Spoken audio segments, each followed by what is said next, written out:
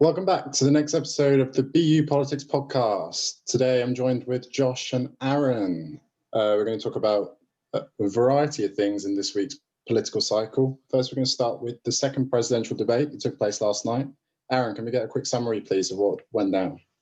Well, obviously this one was a lot more tame in comparison. There was little to no interruption. The moderation, I think, from both sides, they kind of concluded it was a lot better. I mean, even Trump during the debate stated that, but he says she was doing a good job.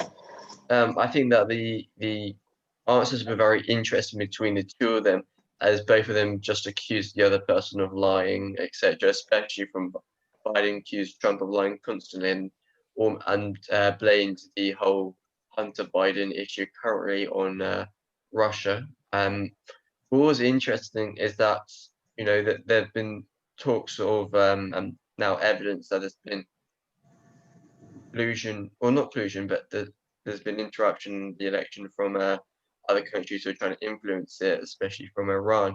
And there's kind of been claims about who that's going to be favoring. And I think that's a very interesting thing to talk about because Trump has been very firm, especially against Iran. The question is, if there is Iran trying to influence the election, which way it would go? Possibly tries to get Biden. Yeah, obviously, Josh, this is an interesting debate for an international sort of perspective. Do you think that yesterday's debate would obviously be a better reflection on US politics rather than the first one? Yes, there has been some recent polling come out actually from, I think, Europol about Europeans' reactions to the presidential election this year. And it's quite interesting to see that the vast majority of Europeans polled, broken down by country, strongly favoured a Biden presidency by almost, I think the lowest country for Trump, I think the lowest country for Biden, was about 65%. Even in the UK, which is a country almost similarly gripped by a lesser brand of right-wing populism, there has still been significant support for Joe Biden, although that probably is because the Overton window in America is so much more shifted rightward than it is here. Yeah, obviously, Aaron, this is an important thing because especially moving into these current times, you've got to be seen to be cooperating. Do you think that it's going to make it difficult if Trump gets a second term? Well, I think that from the UK perspective, it'd be a better situation. I mean, and Nancy Pelosi and the Democrats have been kind of firm on Britain when it comes to Brexit negotiations with the EU. So I think that from a Britain perspective, though talk of a America first trade negotiations, I think that in some degree it could be more beneficial for the United Kingdom for a second Trump president. And what I think that's most interesting is looking at polling is that currently the one poll that last time in 2016 said that Trump would win and would get Michigan and Pennsylvania is now stating that Trump is ahead of Michigan. Obviously, Josh, going into this, it's now in a scenario where neither candidate may even reach the threshold needed to get to the 270 mark. Does that make something like last night quite an important task now? I think that last night would have. I think it would have played well into Trump's hands because Trump really does do well with his supporters when he seems to be sort of interjecting people with quick insults, that kind of thing. Which with the cut mic button that was introduced the other day, or for this event rather, it really sort of nullified that whole thing. I'd quite like to return to what Aaron said about the British sort of perspective on all this. I thought it was quite interesting that this morning, Sajid Javid, obviously former second in command almost in two different premierships here in the UK, he published an article in the Telegraph this morning titled "Britain would be better off with Joe Biden." So it's quite interesting to see how I think senior Tories will be weighing up the firmness of Nancy Pelosi and House and Senate Democrats on issues like the Good Friday Agreement versus Trump and his recklessness towards trade deals, which have seen multiple trade deals collapse in the past. Aaron, do you think that maybe Donald's perspective comes from Boris being in power at the moment? So maybe if it was to change to someone like Rishi, that you'd end up in a scenario where Joe Biden maybe would be a favourable outlook? I mean, that's for sure is potential. I mean, we know that Boris and Trump seem to have a rather positive relationship. But at the end of the day, I don't think it's particularly a good idea currently to theorize on, whether the conservative leadership is going to change in the next 4 years, or whether there's going to be a snap election, because at the end of the day, you have to base it around currently who the two people in power are.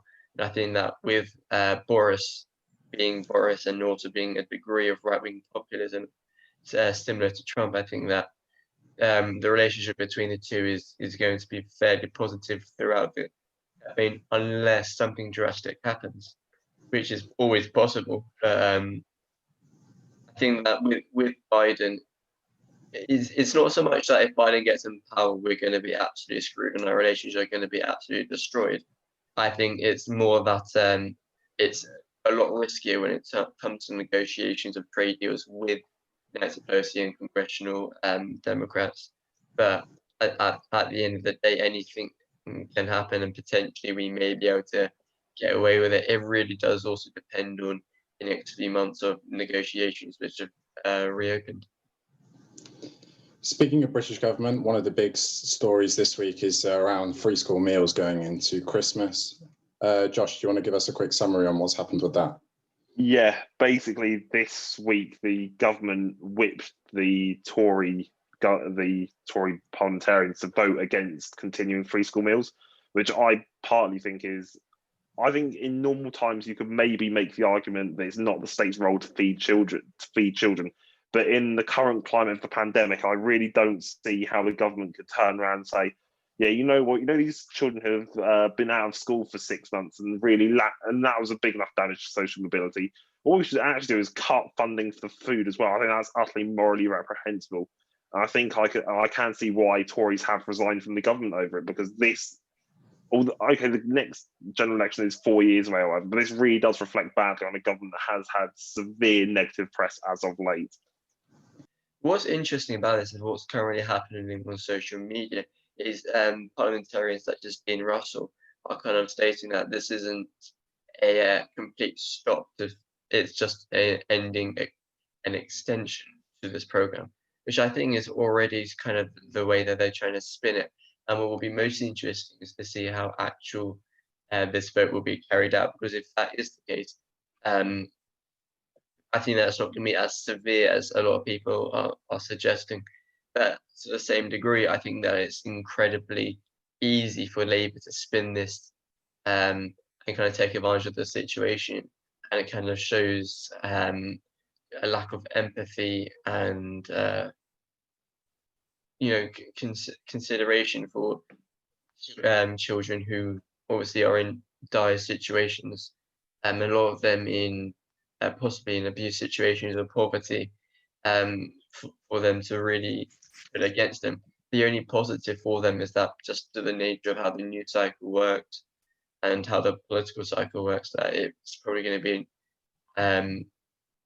thought in public consciousness a lot less by the time of the next general election. Yeah, and let's not forget, we see a lot of this sort of stuff on social media, and if anything, the last 2 elections have really shown that social media doesn't represent how Britain will turn out to vote. Because on Twitter, for example, the night before the last general election, or the ending of the previous general electoral campaign, it was constant. I think Labour victory was trending even before any results had been announced. Sure.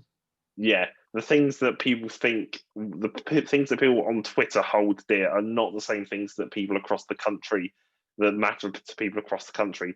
And I think that is the big takeaway from this, that even this issue is really big now. It may not matter to people in 3 years, and it may not matter to people outside of the Twitter bubble. And I think even the negative press Thatcher got from Maggie Thatcher Milk Snatcher, that happened in 1975, I think, when she was still Education Secretary, and she went on to win 3 general elections. Being seen as taking food from children probably won't harm the Conservatives' re-election campaign that much. What's more likely to harm them is currently their everything that happened with Andy Burnham, etc. Because there's a real I mean, the Conservatives gained a lot of seats in red wall constituencies, like in Lancashire, some, in Greater Manchester and Yorkshire as well. So I think that's probably going to have a more of an impact on their electoral standing. But I think what the most interesting thing is that there was recently two polls that came out, and obviously we take polls with a grain of salt. But one of them had the Conservatives having a 3% swing on Labour, and the other one having Labour equal with the Yeah, Conservatives. I saw that polling as well, and I really think that we've seen prolonged periods of polling clashes before, most notably probably during the rise of the Brexit Party, during Theresa May's leadership. I do wonder whether we'll see a similar party try and rise and take some of that momentum from either party, maybe a break off of the Labour Party, or maybe it might be the Lib Dems. But at the same time, that may not happen. But yeah, it's quite interesting to look at how these issues could be playing in 3 years or 4 years when the next election is. As you said, the Andy Burnham thing, I think will really could really be useful for Labour in demonstrating that actually the Tories might not care as much as they say about Northern England, unless between now and then they engage in large public transport reform and house building, which is the only way I could see that tension sort of being eased with the north of England. I do think the interesting, especially, I mean, all of it was interesting. But the main point I wanted to talk about is how other parties can kind of rise up, and I think that currently the party in probably the best position is the Green Party, because they've kind of positioned themselves to be a socialist party. So with a lot of hatred towards Keir Starmer on the far left of the Labour Party, if the Green Party gain a bit of momentum and try to engage more in the news cycle and just generally try to get more publicity, they may get more voters from Labour. And Adam is back in the building. He was, I think, taking a call. We'll pass back over to him now. Technical issue. It sounds like you're having an interesting conversation. Obviously, Keir Starmer and this idea that he's very boring. But isn't that what Labour need at the moment, Josh? Yeah, I can sort of see a way through this for them, because for many people, they're kind of worried about Jeremy Corbyn's revolutionary streak, I think. Almost his, who would have known that making a history of campaigning against NATO and all the things British people hold dear will make you electorally unpopular. But here we are. I think Labour almost do need someone maybe a bit more pragmatic, or a bit more charismatic, I should say, than Keir Starmer. But I think really this is where Labour's electoral success chances really do increase. As we've seen in the polling, this is how they more effectively combated the rise of Boris Johnson, with a more mild-mannered, sort of toned-down politician. I think it could be quite interesting to see if the Tory hierarchy does choose to go a different way and chooses Sunak, for example, as the next leader. I can't imagine a quicker turnaround between the parties than Johnson versus Corbyn, as opposed to Sunak versus Starmer, two very different sets of politicians. Obviously, we have a two-party system in this country. Do you think that obviously that means that Labour can't necessarily be as ambitious as they want to be in terms of being close to those socialist roots, Aaron? Well, I mean, I think that when it comes to socialist roots, I think a lot of things have changed since Labour was created just over 100 years ago. And so I think that the idea of socialism has probably shifted, and I think the British public has shifted towards the left.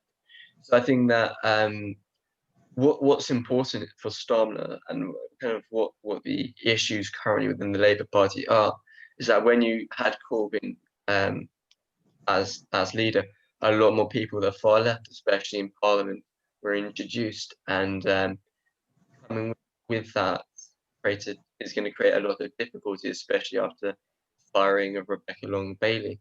So I think that Starmer's kind of got issues trying to deal with the far left within his party, but I think electorally, it's probably going to be more beneficial for him to kind of continue the way he is, because as much as he's not particularly exciting I think that a lot of people agree with his policies and agree with his ideas.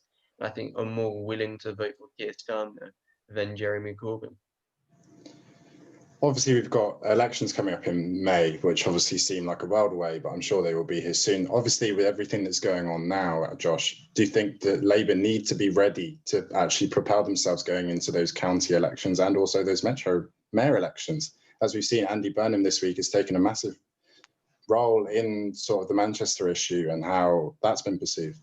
Yeah, to be honest, if I was Labour, I wouldn't really be worried too much about the prospect of losing too many metro mayoral elections. I mean, where Labour traditionally do really, really well in the past few years is in cities, which is where metro mayors generally get elected. The only way I could see them losing that is if maybe the suburbs or slightly wealthier constituents change that sort of voting narrative. But I really think that Labour do have these metro mayoral elections locked in. I don't really see any way back for the Tories in most cities, especially Manchester of all places, a traditionally very working class place. I saw articles this week coming out I think it was from Owen Jones comparing Peterloo almost to the Peterloo massacre to the events in Manchester, which I thought was a bit overblown. But yeah, realistically, Labour shouldn't have much to worry about in the upcoming mayoral elections. I mean, just bounce off of that, I think the main kind of area of contention for Labour in terms of the mayoral elections would be London, because Sadiq Khan, I don't particularly think, though obviously London has turned more red over the last 5 or so years, I do think Sadiq Khan is kind of a polarizing figure and a figure that a lot of people aren't particularly too keen on. And I think that Sean Bailey is very much trying to take advantage of this. I don't know if it'll be enough to take the city back to blue, but I think it will certainly be an interesting fight.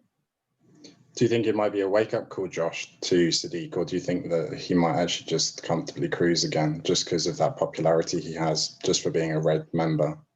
Yeah, I think, to be honest, I thought, obviously, I've been fairly critical of Sadiq Khan in the past with some of his policies, but realistically, I think he does have it in the bag.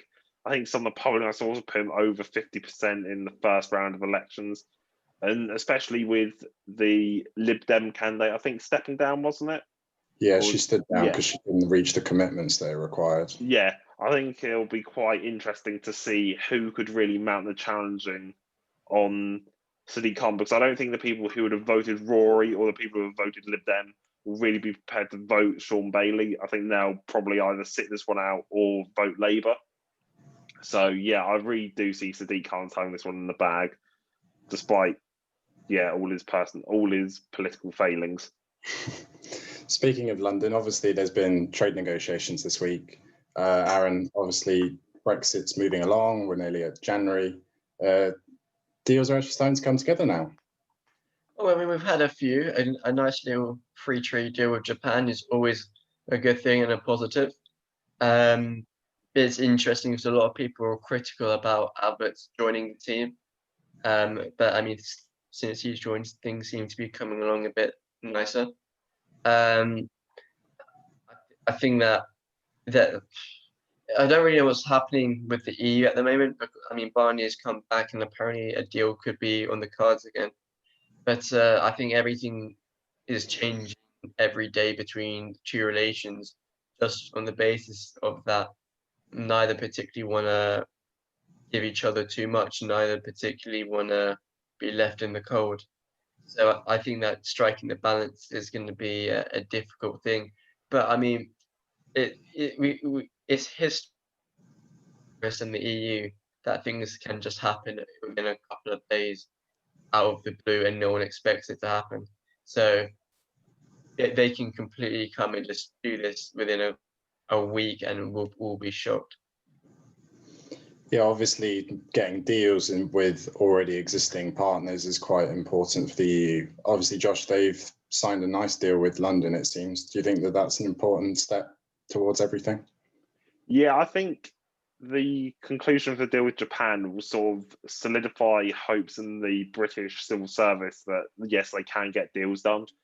And I think that, as Aaron said, the way this EU deal will come together is probably like both sides moving towards each other right at the final moment. Because I know deep down, both sides don't want all of these negotiations to go out the window. That's in neither party's interest, really. So I think that, it'll come down to really like a last minute, not change of heart, but just moving towards each other's preferred things and trying to get something worked out. Because I think at the moment they're just both trying to play political hardball. Yeah, Aaron, obviously we're sort of looking forward to where we're going to go for the future, what Brexit's going to entail. Obviously, a large part of that is this idea of Kanzuk. What do you think about Kanzuk? Do you think it's a good idea? Do you think it works in our favour? I mean, I think for sure it does. It's much better for economics, and I think that it's a good style of trade deal. But I mean, currently what's happened, I believe, is that Boris is kind of talking about having it as a Australian-based deal with the EU, which isn't as good. But I mean, currently the main thing that's desired is just to get a deal that gives the UK some degree of benefit. And I think that we should really not take whatever deal we can get, but take any positive deal we can get. I think things obviously could be better, but equally things can get a lot worse in terms of trade deals. So I think that at the end of the day, try to just get some positivity in there. Yeah, cheers, gents. I don't know what more there is to add. I think we've ended on a quite. That's quite a good place to wrap things up. I think we'll we've covered everything. See what happens with Kanzuk. I think it will be quite interesting over the coming years what seems to happen. So yeah, hope you enjoyed this little summary of the week of politics.